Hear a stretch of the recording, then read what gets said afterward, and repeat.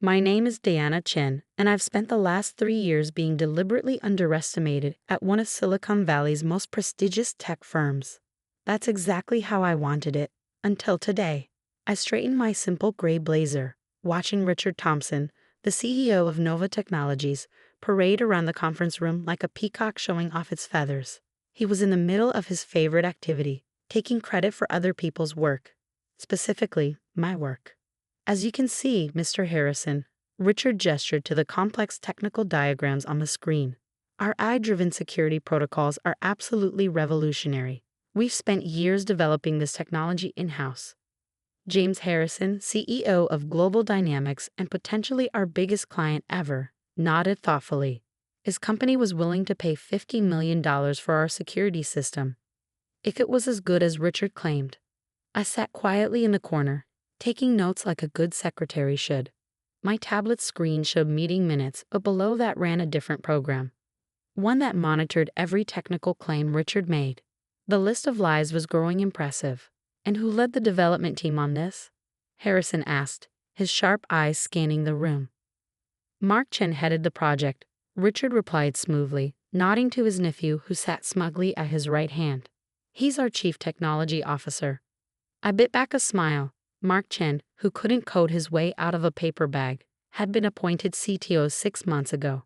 His main qualification? Being Richard's nephew. His main contribution to the company? Taking credit for my innovations while relegating me to the role of executive assistant. Interesting, Harrison mused, his gaze lingering on me for a moment longer than necessary. And you're confident in the system's ability to adapt to quantum computing threats? Absolutely, Mark jumped in, eager to impress. Our neural networks use advanced algorithms too. I watched him dig his own grave as he spouted buzzwords he clearly didn't understand.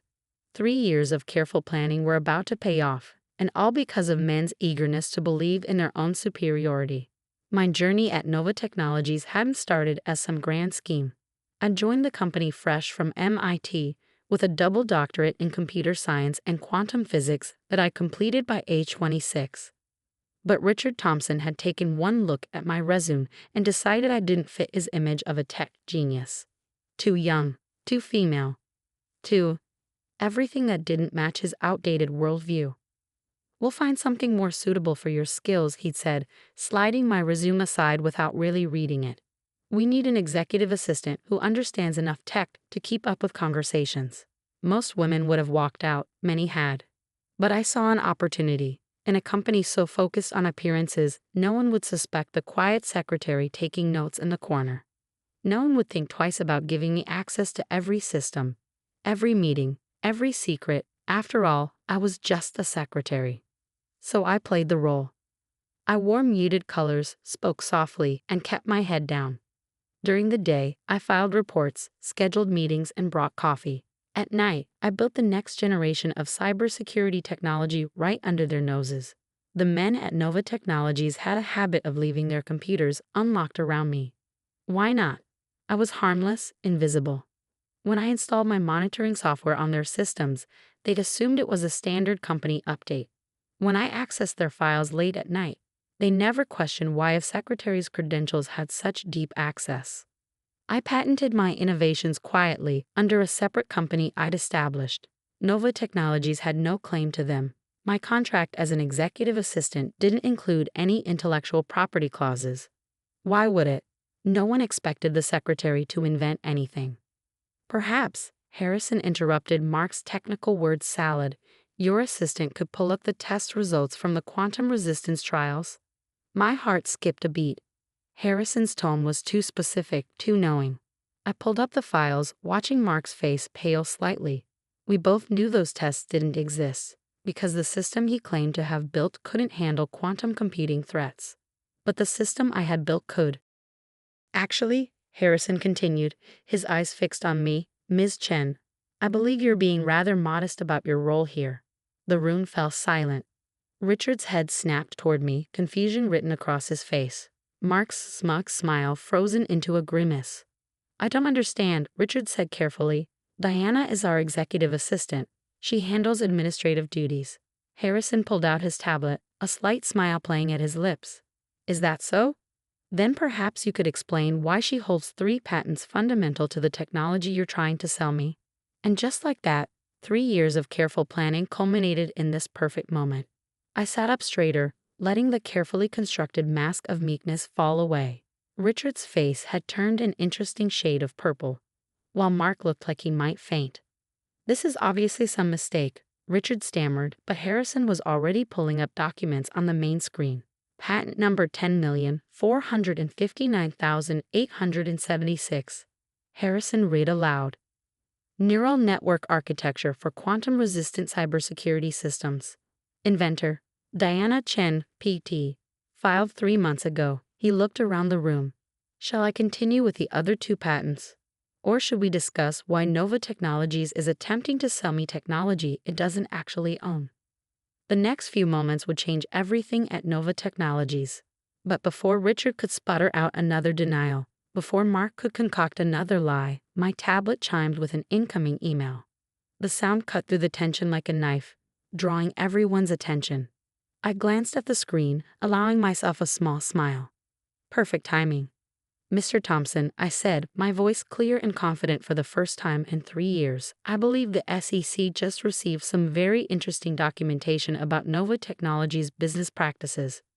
Would you like me to pull that up on the main screen as well?" Part 1 ends with Richard's world crumbling around him, but the full extent of my plan was yet to be revealed. The next phase would show them exactly what happens when you underestimate the quiet ones, the ones you dismiss as just a secretary. The real question wasn't whether I would take control of Nova Technologies. It was how much of the company would be left once all my evidence came to light. The next 15 minutes in that conference room redefined corporate power dynamics at Nova Technologies. Richard Thompson, the man who dismissed my credentials 3 years ago, sat slumped in his chair as James Harrison methodically dismantled his empire. "Let's review what we've learned," Harrison said, his tone carrying the weight of 2 decades in corporate leadership. "You're attempting to sell me technology patented by your secretary, technology that, based on these timestamps, was developed while you had her filing paperwork and bringing coffee." "She must have stolen it," Mark blurted out, desperation making him reckless. "She had access to our systems." I pulled out a small USB drive. "Interesting theory, Mark. Should we review the video footage from last month when you tried to hack into my personal server? The one where you admitted on camera that you couldn't understand the base code." Security cameras were funny things. People forgot they recorded audio too, especially late at night when they thought no one was listening. Mark's face went from red to white in record time. "The board needs to hear about this immediately," Richard declared, reaching for his phone. His hand was shaking. "Oh, they already have," I said quietly, sliding my tablet forward. "Along with the SEC, as I mentioned. Would you like to see what else they received in the last hour?" The screen filled with documents, financial records, email threads, recorded meetings. 3 years of meticulous documentation showing every instance of fraud, every stolen innovation, every manipulated report. Richard had been so busy watching for external threats that he never noticed the greatest threat was the woman he forced to sit quietly in the corner. "How?" Richard's voice cracked. "How did you get all this?" "You gave me access," I replied simply. "Executive assistants manage everything, remember? We file the reports, schedule the meetings, maintain the records. We're trusted with passwords because we're not seen as threats. We're given complete access because we're considered, what was the word you used last week?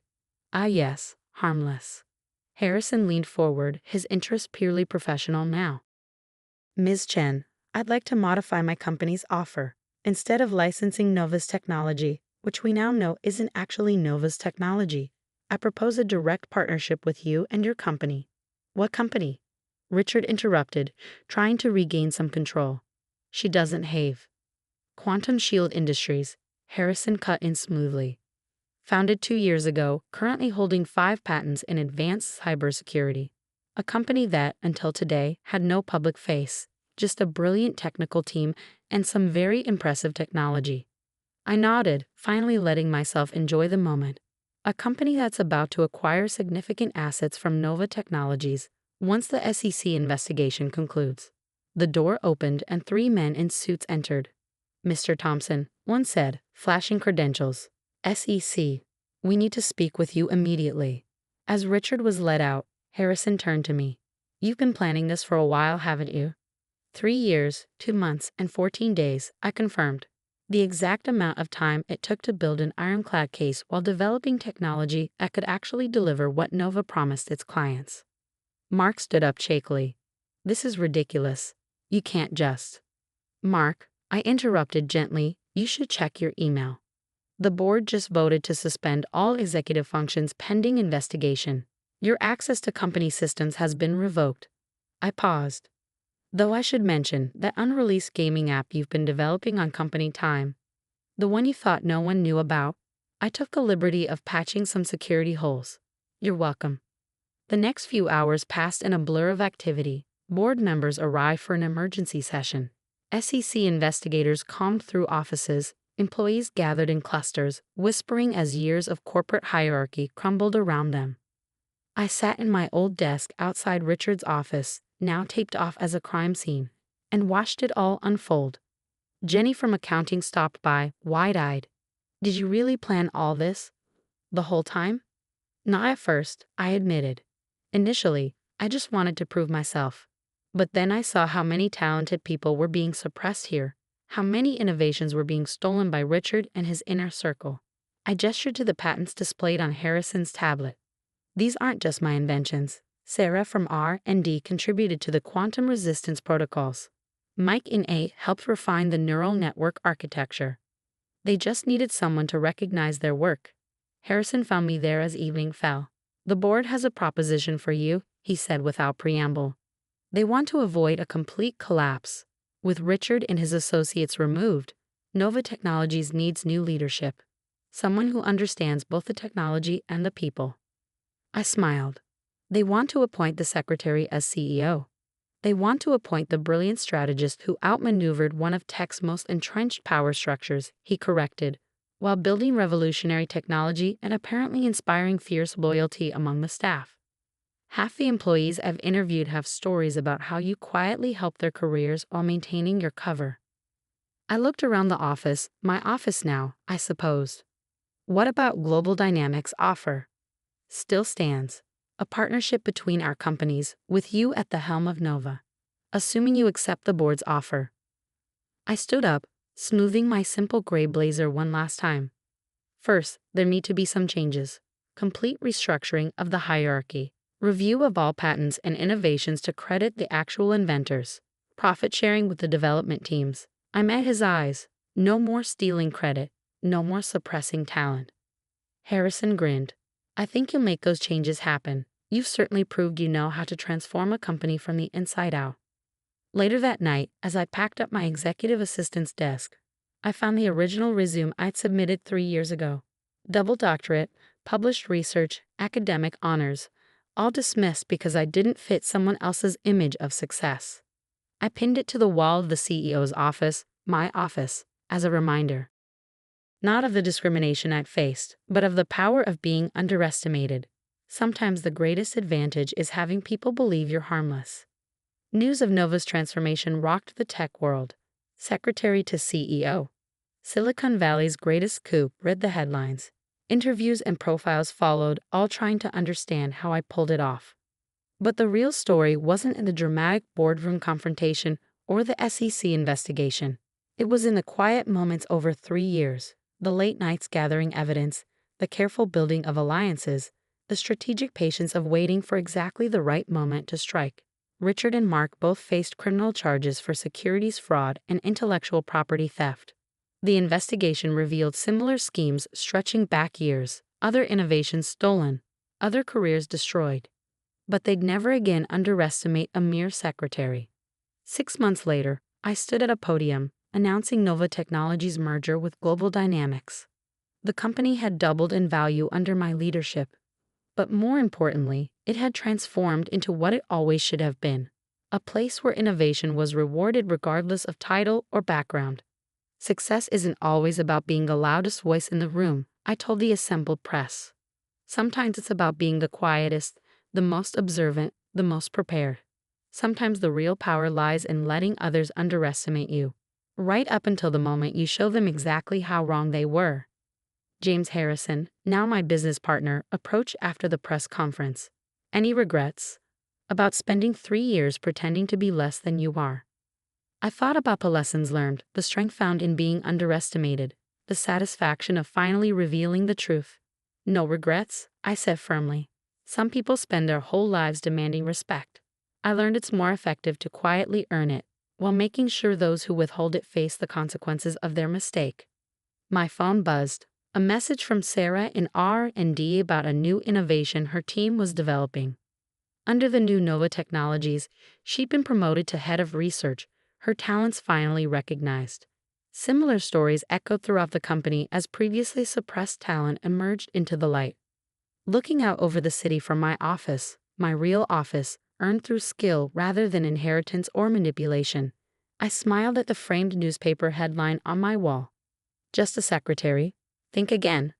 Sometimes the greatest victories come not from fighting the system head-on, but from quietly working within it, gathering strength, building evidence, and waiting for precisely the right moment to show your true power. Richard and Mark learned that lesson too late. As for me, I kept the simple gray blazer, hung in my closet as a reminder, not of the role I'd been forced to play, but of the power that comes from being underestimated.